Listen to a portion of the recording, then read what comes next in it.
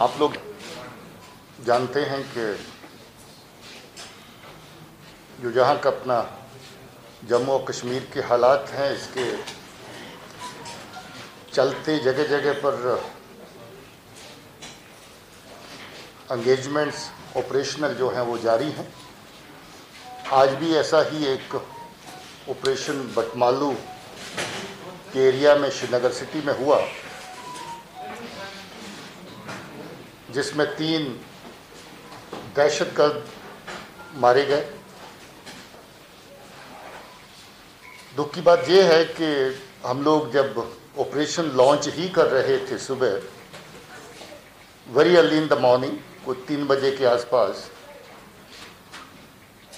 उसी वक्त हमारी पार्टी फायर के नीचे आई और अनफॉर्चुनेटली उस फायर के दौरान एक हमारे डिप्टी कमांडेंट सीआरपी की तरफ से, जो सीआरपी टीम को केओटी को लीड कर रहे थे, उनको गोलियां लगी, जख्मी हैं, बेस हॉस्पिटल में हैं।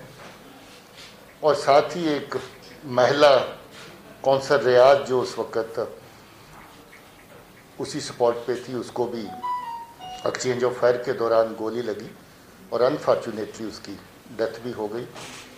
हमें बड़ा दुख है इस बात का कि एक सिविलियन की जान इसमें जाया हुई। बड़े लंबे अरसे से ऑपरेशंस बड़े साफ़ सुथरे चल रहे थे, मगर सिटी के हालात के चलते शायद ये अनफॉर्चुनेट वाक़ा जो है औरत की डेथ का भी इसमें पेश आया। अभी तक इस साल के दौरान श्रीनगर शहर के अंदर 7 कामयाब ऑपरेशन हो चुके हैं और 7 ऑपरेशंस में 16 दहशतगर्द अभी तक यहाँ मारे गए हैं, जिसमें जुनैद सराई भी शामिल है, जो आप जानते हैं कि हिजबुल मुजाहिदीन का बड़ा कमांडर था। उसके अलावा भी काफ़ी कमांडर्स इस ऑपरेशन में मारे गए। मरने वालों में 5 लोग ऐसे हैं आतंकियों में जो श्रीनगर शहर के रहने वाले हैं और बाकी लोग 11 जो हैं वो बाकी ज़िलों के हैं। इससे आप अंदाज़ा लगा सकते हैं कि श्रीनगर शहर कितना निशाने पे रहता है बाहर के दहशतगर्दों के, जो बाहर के ज़िलों में ऑपरेट करते हैं। बार बार उनके ग्रुप बाकी ज़िलों से श्रीनगर शहर में आके पनाह लेते हैं और जहाँ पर दहशतगर्दी कार्रवाइयों को अंजाम देने की प्लान करते हैं और उसके मुताबिक जहाँ पर आकर के छुपते हैं और बहुत सारी कार्रवाइयाँ अंजाम भी देते हैं। आपको याद होगा जहाँ नौगाम में हमारे पुलिस के 2 जवान शहीद हुए, एक नाके के ऊपर 14 अगस्त को फायरिंग हुई। उससे पहले बीएसएफ के 2 जवान पांतच में उनके ऊपर अटैक हुआ और वो मारे गए। इसके अलावा पंथा चौक में हमारे नाके के ऊपर फायर हुआ, जिसमें हमारे जाबाज बहादुर जो एसओजी के हमारे बहुत पुराने मेंबर थे, उनकी डेथ हुई, मगर जवाबी कार्रवाई में 3 दहशतगर्द उसमें भी मारे गए। जिस साल कुल मिलाकर के अभी तक बड़ा कामयाब साल है। अमन व अमान के ख्याल से अगर देखें तो बहुत हद तक 19 के मुकाबले में 20 का साल हर पैरामीटर के ऊपर ज़्यादा बेहतर दिखाई देता है।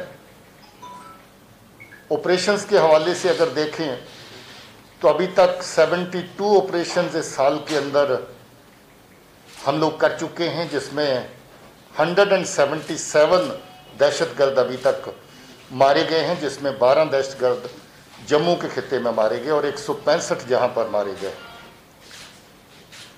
इसमें काफ़ी बड़ी तादाद फॉरेन टेररिस्ट की है जिनका ताल्लुक पाकिस्तान से है। इनमें 22 टेररिस्ट जो हैं वो अभी तक जो मारे गए हैं वो पाकिस्तान से जुड़े हुए फॉरेन टेररिस्ट हैं। इससे ये भी साफ जाहिर होता है कि पाकिस्तान की इन्वॉल्वमेंट दहशतगर्दी कार्रवाइयों में डायरेक्ट कितनी ज़्यादा है। ख़ासतौर पे जैश और लश्कर के बीच में जो आतंकी काम करते हैं, दहशतगर्द काम करते हैं, उसमें काफ़ी बड़ी तादाद जो है पाकिस्तान से भेजे हुए उनके अपने दहशतगर्दों की है। मैं ये समझता हूँ कि फोर्सेस जिस तरीके से अच्छा काम ग्राउंड के ऊपर कर रही हैं, आने वाले वक्त में ऑपरेशन के फ्रंट के ऊपर और पीस बिल्डिंग के फ्रंट के ऊपर भी हमें और कामयाबी मिलती रहेगी। फोर्सेस की तरफ से हमारी कोशिश रहेगी कि हम कोलेटरल डैमेज जितना अवॉइड कर सकें हर हाल में उसको अवॉइड करें। हमारी ये भी कोशिश रहेगी, जैसे आपने पहले देखा है कि हम लोग हर जगह कोशिश करते हैं कि अगर कोई दहशतगर्द इवन एक्सचेंज ऑफ फायर के दौरान भी सरेंडर करना चाहता, इस तरह की मिसालें हमारे सामने आई हैं, तो हम उसको मौका दें। बहुत सारे मौके ऐसे दिए भी गए और हमारी ये भी कोशिश है कि अगर कोई नौजवान बच्चा गलत रास्ते पे चला गया है उसको वापस लाएं। इसकी एक नहीं बल्कि बहुत सारी मिसालें हमारे पास पहले से हैं। बहुत सारे बच्चे वापस लौटे हैं, ख़ासतौर में साउथ कश्मीर में।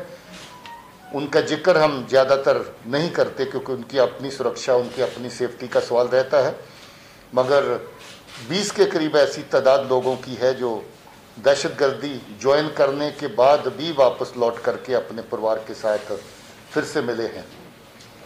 मैं फिर से अपील करना चाहता हूं नौजवान बच्चों को भी कि वो गलत रास्ता अख्तियार ना करें, क्योंकि आपका गलत रास्ता न सिर्फ आपको खतरे में डालता है बल्कि हमारे समाज को, हमारे माशरे को, हमारे लोगों को खतरे में डालता है। जहाँ जहाँ दहशतगर्द की गोली पहुँचती है, बंदूक पहुँचती है, जहाँ जहाँ दहशतगर्द का ग्रेनेड पहुँचता है, वहाँ जान माल का नुकसान किसी न किसी सूरत में ज़रूर होता है। हम लोग इसको तभी अवॉइड कर सकते हैं अगर हम अमन के रास्ते को अपनाएं और दहशतगर्दी के रास्ते को तर्क करें। मैं समझता हूं कि पाकिस्तान की तरफ से कोई भी कोशिश जाया नहीं की जा रही। जहां भी वो हमारे लोगों को वर्गला सकते हैं, हमारे नौजवान बच्चों को गलत रास्ते पे डाल सकते हैं, वो हर तरह की कोशिश करते हैं। नई नई तंजीमें खड़ी करने की कोशिश फिर से हो रही है। अल बदर को फिर से जिंदा करने की बात हो रही है। PAFF जैसी तंजीमें नहीं आ रही हैं। PRF के बाद ये नया एडिशन है और ये तमाम जितनी भी नई तंजीमें उठाने का चर्चा, इनको जिंदा करने का और नई तरह से पैदा करने का सिलसिला है, वो ज़्यादातर कराची में बैठ कर के पाकिस्तान की एजेंसी जो हैं उसको प्लान भी करती हैं और एग्जीक्यूट भी करती हैं। हम सख्त मजम्मत भी करते हैं इस तरह की कार्रवाइयों की और हम समझते हैं कि हमारे बच्चों का जो अपना हक है अपने आप को बिल्ड करने का, अपने कैरियर्स को बिल्ड करने का, अमन और शांति में रहने का, हमारे लोगों का जो हक है, उसके साथ बहुत बड़ी हद तक इंटरफेरेंस जो है पाकिस्तान और उसकी एजेंसीज़ की तरफ से होती है। मैं फिर से जो हमारी महिला जिसकी जो रात वाले ऑपरेशन के दौरान एक्सचेंज ऑफ फायर में डेथ हुई, उस पर खेद व्यक्त करता हूँ। अनफॉर्चुनेट लॉस है और मैं उनके परिवार के साथ भी हमदर्दी जाहिर करता हूँ और ये भी दुआ करता हूँ कि हमारे ऑफिसर जो CRP की तरफ से जो ऑपरेशन के लीडिंग रोल में थे वो इस वक्त जख्मी हैं, क्रिटिकल हालत में हैं और उनकी तंदुरुस्ती के लिए भी दुआ करता हूँ।